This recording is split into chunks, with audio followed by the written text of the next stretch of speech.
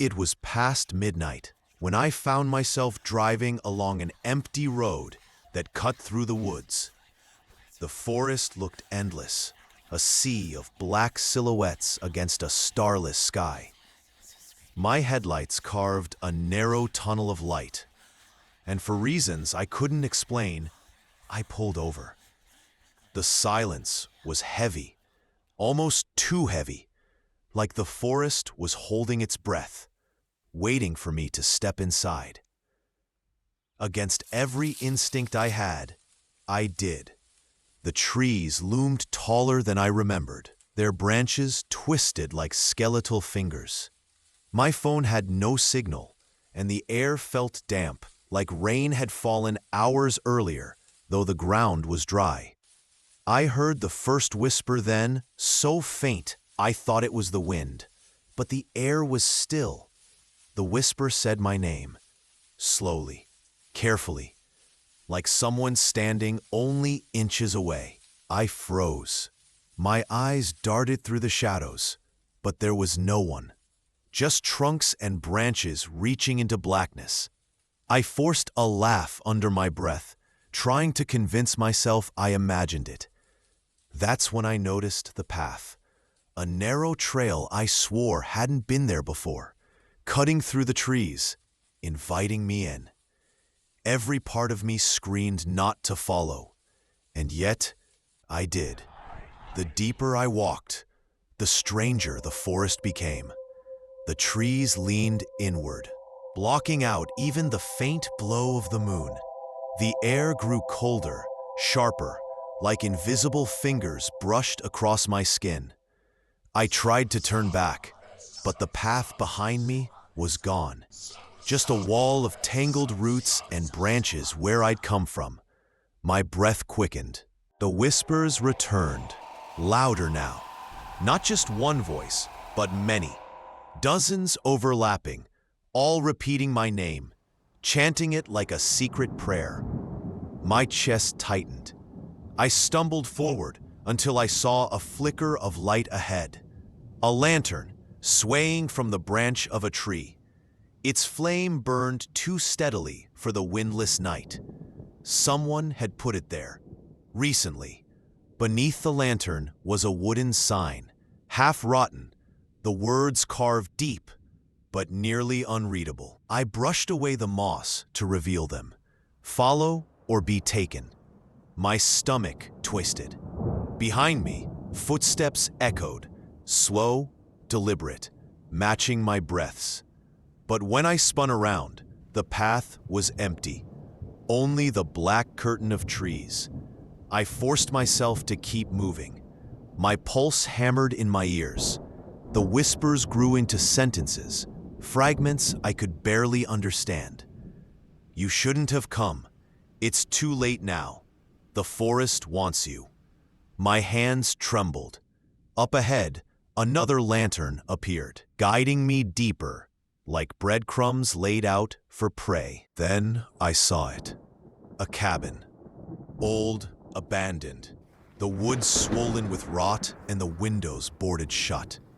But from inside, a dim glow pulsed, like a heartbeat. I felt drawn to it, as though invisible strings were pulling me forward. My mind screamed to turn back.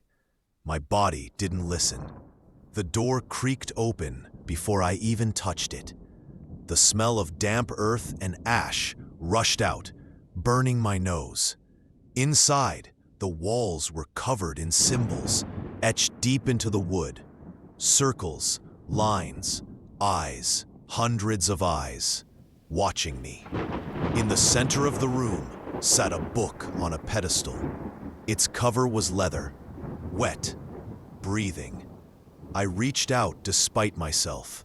The book trembled, as though it had been waiting for my hands. When my fingers brushed its surface, every lantern outside blew out at once. The cabin plunged into suffocating blackness. Then, in the silence, a child's voice whispered, clear as day, "Read it." My throat was dry. My heart pounded, but my hands obeyed. The book opened by itself, pages fluttering like wings. They stopped on a passage scrawled in dark, rust-colored ink. The words made no sense at first, just symbols and jagged letters. Then the letters began to rearrange themselves before my eyes, spelling my name. The walls groaned, the wood bending inward like the cabin itself was alive. A low hum filled the air, vibrating through my chest.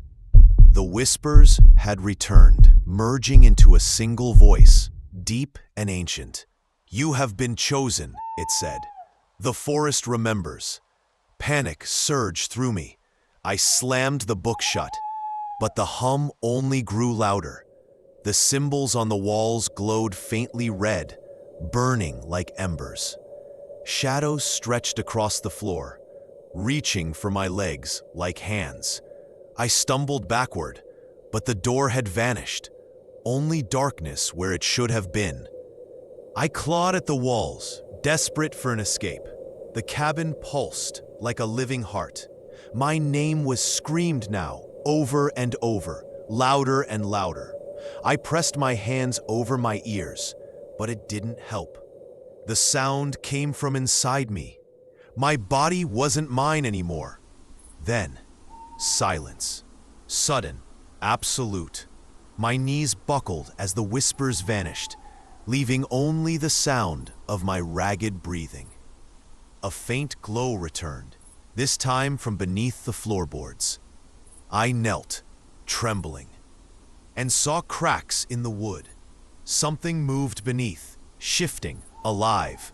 With a violent crack, the floor split open.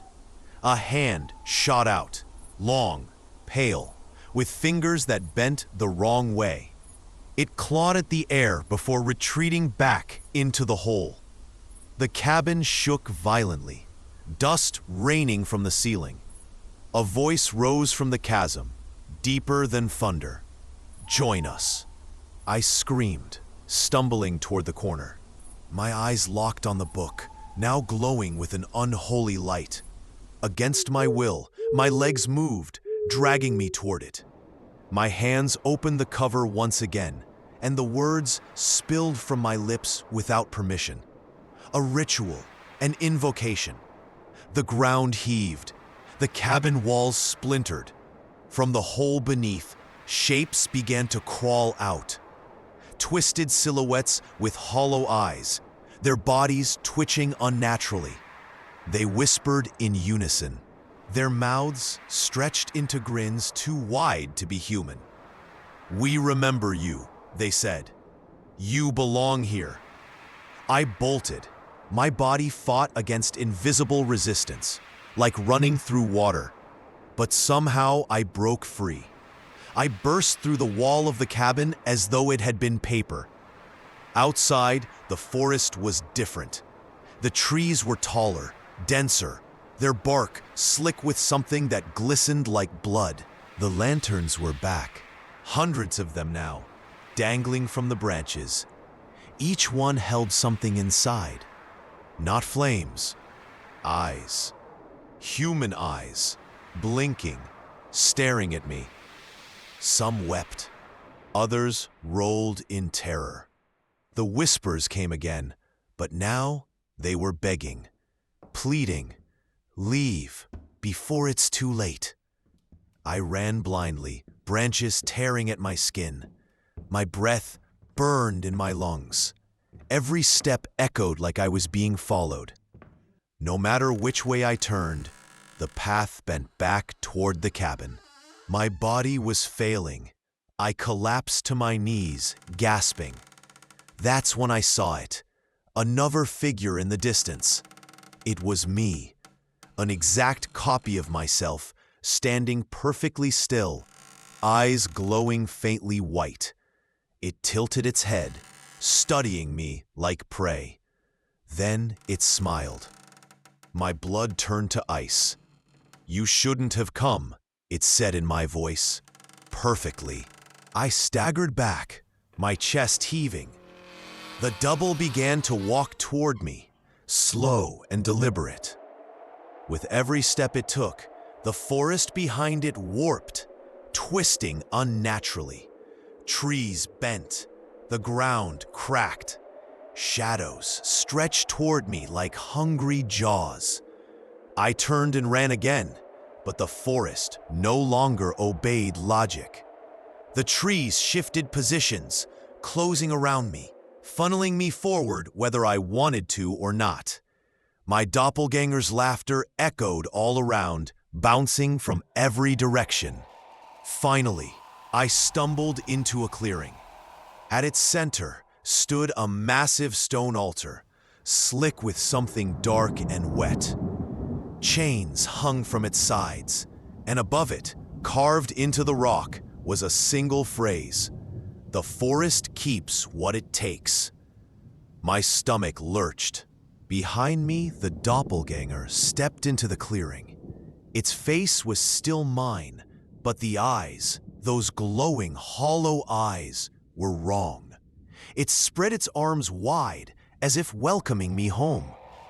The ground beneath the altar began to crack, light spilling upward like fire.